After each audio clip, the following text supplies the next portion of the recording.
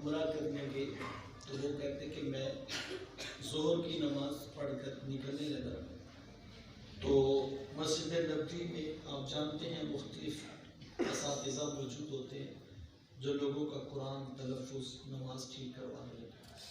تو کہتے میں حافظ قرآن تھا تو مجھے ایک عربی قاری صاحب نے اشارہ کیا اور مجھے کہا کہ فاتحہ شریف سناؤ. تو کہتے میں نے سورہ فاتحہ سنائی. انہوں نے مجھے کہا کہ آپ کا تلفظ بھی ٹھیک ہے اور آپ کا لہجہ بھی ٹھیک ہے. وہ حافظ صاحب یہاں پاکستان آ کر پھولے نہیں سماتے تھے اور وہ کہتے تھے میں تو وہ حافظ ہوں کہ جس کو مسجد نبوی کے قاری صاحب نے کہا کہ تیرا تلفظ بھی ٹھیک ہے تیرا لہجہ بھی ٹھیک ہے. کیا خیال ہے جس کو مسجد نبوی کے قاری صاحب کہیں کہ تیرا لہجہ ٹھیک ہے وہ تو پھولے نہ سمائے اور جن کو نبیوں کے امام کے سونا پڑتا ہمیں بھی چاہیے نا کہ ہم اپنی اولادوں کو اچھا قرآن پڑھانے کا ضرور بتائیں. آپ خوش قسمت ہیں کہ یہاں دارالعلوم موجود ہے یہاں پر صبح سے لے کر شام تک جو ہے وہ قرآن مجید بھی پڑھنا سکھائے گا. معلومی بھی نہیں چاہیے ہمیں یہ ضرور سیکھنا چاہیے. عمر کے کسی بھی حصے میں یہ خیال آ جائے یہ کبھی نہ سوچے کہ 50 سال ہو گئے 60 سال ہو گئے اب جو ہے وہ کیوں ہے نہیں. ابھی بھی آپ کوشش کریں محنت کریں اوپر سے دیکھ کے قرآن مجید کو پڑھنا ضرور سیکھیں. یہ قرآن مجید کا دوسرا بنیادی حق ہے. لیکن یقین جانیے ہماری اس عنوان پر بہت زیادہ غفلت ہے. یہ صبح کے وقت مساجد میں اعلان ہوتے ہیں کہ بچوں کی تعلیم کا وقت شروع ہو گیا بچوں کو قرآن پڑھنے کے لیے بھیج دیں. تو اس وقت دل خون کے آنسو ہوتا ہے کہ کیا یہ وقت بھی امت پر آنا تھا کہ 3 بار اعلان کر کے منت پر لہجے میں کہا جائے کہ جناب قرآن پڑھنے کے لیے بچوں کو بھیجیں. کبھی کسی پرائیویٹ اسکول والوں نے بھی اعلان کیا کہ بچے اسکول لیٹ آتے ہیں بچوں کو اسکول ٹائم پہ بھیجا جائے. کیا معاذ اللہ قرآن اتنا ہلکا رہ گیا تھا کہ اس کے لیے ہمیں 3 بار محنت کرنی پڑی اور پھر مائیں بچوں کو تھپڑ مارتی ہیں اور کہتی جا کے قرآن پڑھے. بچے کی آنکھوں میں آنسو ہوتے ہیں میلے کچیلے کپڑے اس نے پہنے ہوتے ہیں اور بعض اوقات رات کپڑوں میں پیشاب کیا ہوتا ہے اور بچہ انہی کپڑوں کے ساتھ مسجد کی طرف آ رہا ہوتا ہے اور اس کے ہاتھ میں وہ کتاب ہوتی ہے جس کے بارے حکم ہے کہ اس کو بے ہوشی کی حالت میں چھو نہیں سکتے. اور پھر جو مسجد کے اندر کی حالت ہوتی ہے وہ بھی نامستقبل. ایک قاری صاحب کہتے ہیں 60-70 بچے ان کے سامنے بیٹھے آدھا گھنٹہ کلاس کا ٹائم ہے پچھلا سبق سننا بھی ہے آگے سبق کچھ نہ کچھ پڑھانا بھی ہے.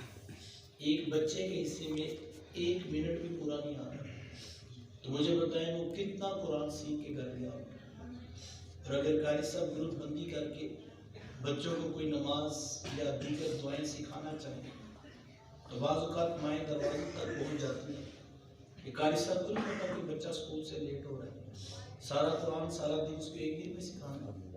یہ ہمارے رویے ہیں قرآن مجید کے حوالے سے. اچھا یہ تو تصویر کا ایک رخ ہے. اب تصویر کا دوسرا رخ بھی ملاحظہ کیا. وہی بچہ جب گھر واپس پلٹتا ہے ماں جلدی سے پکڑ کے اس کو نہلاتی ہے اس کی آنکھوں میں سرما اس کے بالوں میں تیل لگاتی ہے. رات سے یونیفارم پریس کیا تھا کہیں باپڈا والے لائٹ نہ بند کر دے اور بچہ صبح اسکول جانے میں لیٹ نہ ہو جائے. اس کو اسکول کا یونیفارم پہناتی ہے ٹائی اسکول کے یونیفارم کی دیتی ہے بیج اس کو اسکول کے یونیفارم پر لگایا جاتا ہے. کتابیں پینسلیں ربر شارپنر تک مائیں خود دیکھتی ہیں کہیں کوئی چیز بچے کی گھر نہ رہ جائے اور بچہ صبح اسکول پریشان نہ ہو.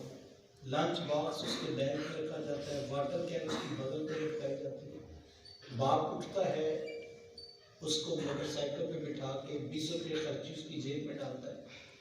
اسکول چھوڑ کر بھی آتا ہے اسکول سے لے کر بھی آتا ہے. 3 بجے ٹیوشن سینٹر 6 بجے بعد سے واپسی اور ہفتے کے بعد ماسٹر صاحب کو فون کر کے کم از کم ضرور پوچھتا ہے کہ میرا بیٹا پڑھائی میں ٹھیک جا رہا ہے. ضرور اسکول جانا چاہیے میں اس کا انکار نہیں کرتا بلکہ اس کی ترغیب دیتا ہوں. لیکن میرا سوال صرف اتنا سا ہے کہ صبح رب کے قرآن کو ہم نے کتنی عزت دی اور شام تک ہم اس تعلیم کے لیے کتنے تڑپے. صرف اس پہ غور کیجیے گا کہ کل ہم نے جو بیج ڈال رہے ہیں فصل اسی کو اٹھائیں گے. کل وہ ماں باپ گرا کرتے ہیں کہ بچہ میری بات نہیں مانتا، ماں کہتی اس کو باپ سے بات کرنے کی تمیز نہیں ہے. باپ کی آنکھوں میں آنسو ہوتے ہیں، وہ کہتے ہیں میری زندگی بھر کی کمائی ضائع ہوگی، مجھے پتا میں نے اس کی میٹرک ایف اے بی اے کی فیسیں کیسے بھری. یہ دوستوں کی محفل میں بیٹھنا تو کوئی کام سمجھتا ہے، لیکن اس کو نہیں پتا بوڑھا باپ بیمار ہے اور اس نے اس کی خبر لے لی تو میری تو زندگی بھر کی کمائی ضائع ہوگی.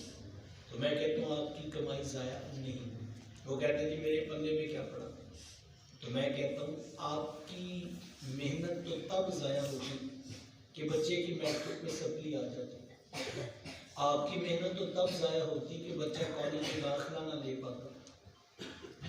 آپ نے پیسے بھرے ہیں، فیسیں ادا کی ہیں میٹرک ایف اے بی اے کی، گھر میں ایڈمیشن فزکس کیمسٹری بایو کی استاد پڑھانے آتا تھا، اکیڈمی میں کمپیوٹر، اسکول میں انگلش اس کو سکھائی جاتی تھی.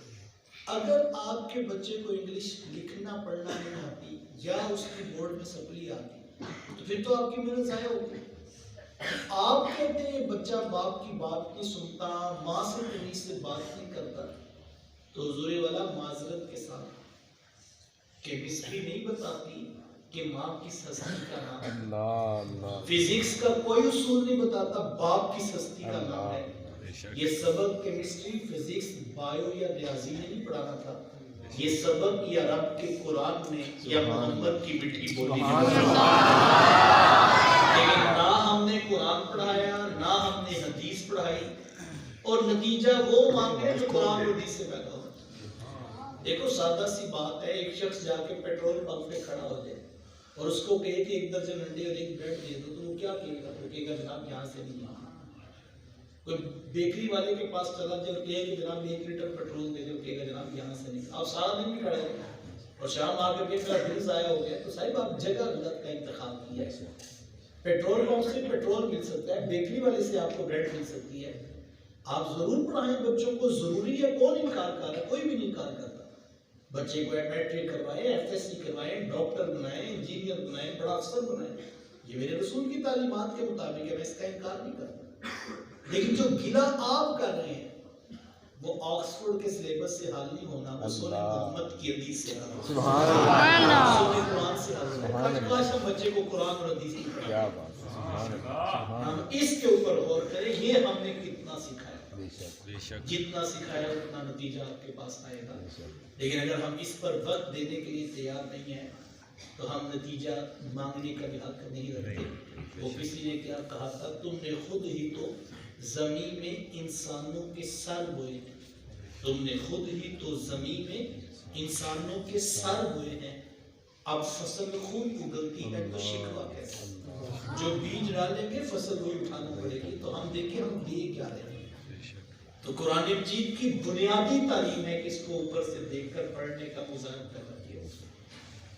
قرآن مجید کا تیسرا حق یہ ہے کہ اس کے معنی، اس کے مفاہیم، اس کا ترجمہ، اس کا مطلب سکھا دے کہ قرآن کہتا ہے. جب تک ہم سمجھ کر قرآن پڑھنے کا مزاج قوم میں پیدا نہیں کریں گے نتیجہ حاصل نہیں ہوگا.